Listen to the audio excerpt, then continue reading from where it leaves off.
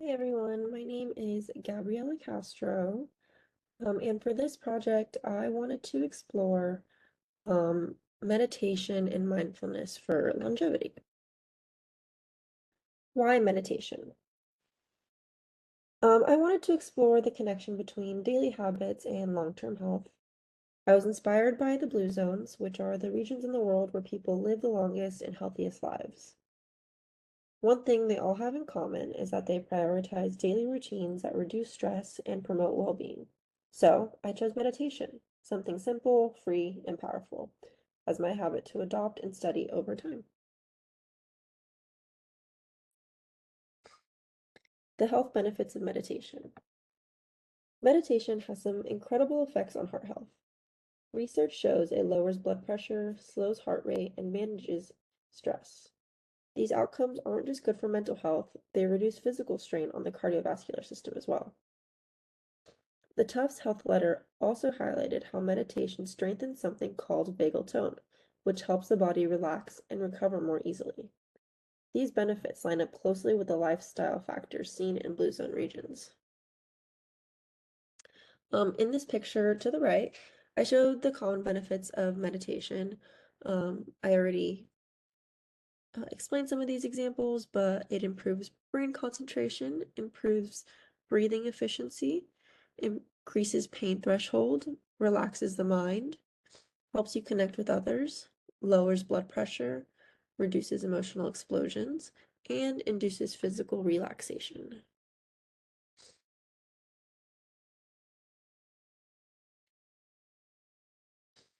Meditation and brain health. But meditation doesn't just help your heart, it also protects your brain. A study by Bhattacharya and colleagues in 2024 found that people who meditate regularly show slower cognitive decline over time. That's huge, especially as we age. They also discovered that people with high self-esteem experience even stronger benefits.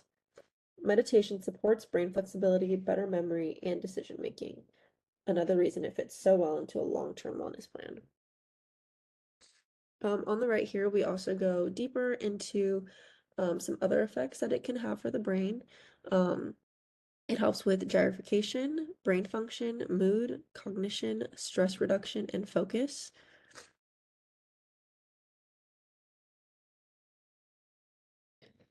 Um, Meditation doesn't just help your heart and your brain, but this is probably my favorite aspect of it.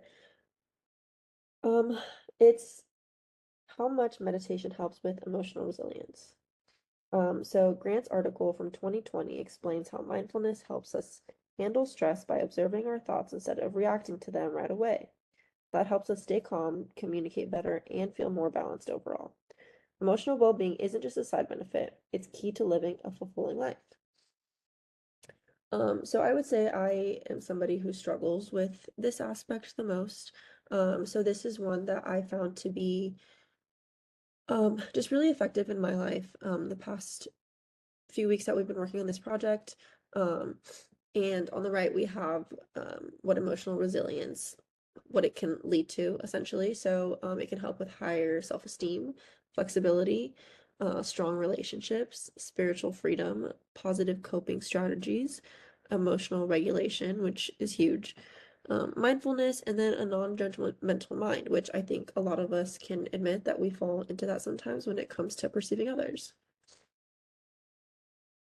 So what was my project? So my project was simple but consistent. I meditated every day for 10 to 15 minutes using a combination of breath work and guided meditations from the Calm app. I chose to do the daily Calm every single day. Um, uh, it is written and led by a woman named Tamara, who is wonderful, and um, I love and highly recommend all of her guided meditations on the Calm app. I will say I did have to purchase the premium to be able to access all of her content, but I think it was absolutely worth it. Um, so after each session, I had a mood meter that I immediately went into, and I wrote some notes basically on how I was feeling immediately after. I woke up every single day at 7:40-ish, 7:30-ish, depending on what time I had school. And sometimes I would allow myself to lay in bed before I began my meditation, and then sometimes I would just get up immediately and just go right into it. But yeah, I would fill out my mood meter, and then I also purchased a journal at Target. It's called a self-care journal, but it gives you prompts every day. So that was a little bit more personal and thorough, and not just necessarily on my meditation, but just like journaling in general about my life and my emotions. Um, so that was something that I didn't do a lot of research on, but it was something that I did want to incorporate because I've just read a lot about how beneficial that could be as well. Um, and then I kind of just kept track of what I noticed, how I felt, and whether anything was changing. The goal here was to create a habit and track whether it made a real difference in my everyday life. So here is a quick look at some of my meditation sessions. Apologies. Um, as you can see, I tried a bunch of different ones. She has a different one every day. So you can either do the first one I chose to do was daily calm introduction because I really wanted to. This was my first day that I actually did it, so I wanted to see what it was like, if I liked it, if I wanted to try something new. And I clearly liked it because I continued on.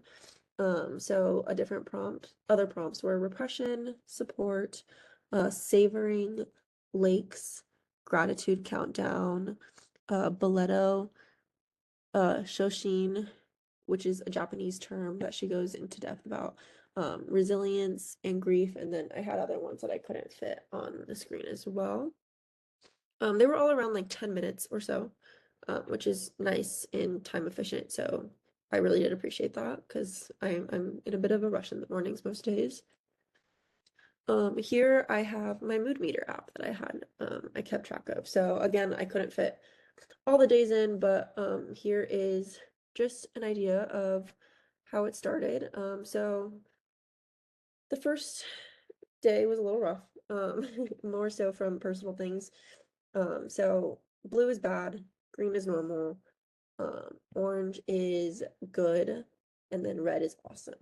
So as you can see, the progression here, it slowly got better over time, and honestly, the last week was great, and I felt like I was in such a positive um, mental throughout the entire week. I was just really happy overall, was excited to go to school, excited to learn, um, excited for Easter, um, to be around family, all of that. I just noticed a huge increase in my mood um, throughout that second week for sure. So on the left here, I have that self-care journal I was mentioning earlier. So like I said, it has like different prompts that it asks you. I didn't want to share what I wrote inside of it just because, like I said, that was more personal and emotional for me. Um, and then about halfway through, I believe it was like day 6 or 7, I decided to go to Target and I bought I've heard great things about Atomic Habits, so I purchased that, and then I saw this other book, Stop Overthinking. Haven't started that one yet, but I bought that book as well that I want to read afterwards because I am definitely a chronic overthinker, and I really liked um, the fact that it just provided techniques to relieve stress and to stop trying to be a control freak essentially. So I felt like these deserved a spot in the presentation as they are kind of just again leading me to in the same pathway of a better mental mindset. So what I found, um, the results were pretty great to be honest. I felt like even just like my sleep was better. I feel a lot more emotionally stable. I noticed myself being more patient, especially in situations that would normally stress me out or trigger me. My journal entries showed more gratitude and a deeper sense of calm. I felt more grounded, like I had a small space in my day just for peace, just by myself, just to kind of gather my thoughts and my reflection. There were definitely highs and lows. Like I showed you on the mood meter, that first week was a little rough for me. Um, but a plus side, I created a habit that truly helped me. I noticed the benefits quickly and they stayed consistent. But on some busy days, it was hard to find uninterrupted time. I was also really tired doing it first thing in the morning. Um, if I if I continue this, which I hope I do, I would like to try longer sessions. And I think it'd even be cool to join a meditation group or like yoga of some sort where we can do this practice. Um, I did find another challenge that I didn't include on the side, but another challenge that just came to mind was I think somewhere in the first week where I was having some harder days, I think I was getting a little discouraged and was not really believing in the validity of it essentially, but that changed fairly quickly. I feel like I had a 180 turn, to be honest. Conclusion and why this mattered.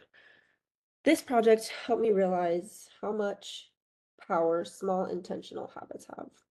Meditation brought more peace and presence into my life, and my family and my fiance even noticed the change in my energy.